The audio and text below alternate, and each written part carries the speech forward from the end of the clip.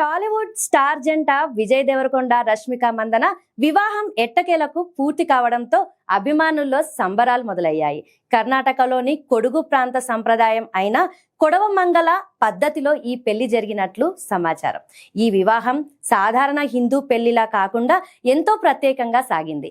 పురోహితులు, మంత్రాలు, అగ్నిసాక్షి వంటి ఆచారాలు లేకుండా పెద్దల ఆశీర్వాదాలతో ప్రకృతి సాక్షిగా పెళ్లి జరిగింది. సంప్రదాయ దుస్తుల్లో వధూవరులు ఆకట్టుకున్నారు. వరుడు కుప్య అనే ప్రత్యేక కోటు, నడుము పట్టి చిన్న కత్తి ధరించగా వధువు వెనుక కుచ్చిళ్ళు వచ్చేలా కట్టే కొడవ చీరలో మెరిసింది. పెళ్లి వేడుకలో అరటి చెట్టు నరికే ఆచారం కూడా నిర్వహించినట్లు తెలుస్తోంది. ఇది కొత్త జీవితంలో అడ్డంకులకు తొలగించడాన్ని సూచిస్తుంది. పెళ్లి తర్వాత కూడా రష్మిక కెరీర్ స్పీడ్ తగ్గలేదు. త్వరలోనే విజయ్తో కలిసి కొత్త సినిమాతో ప్రేక్షకుల ముందుకు రానుంది.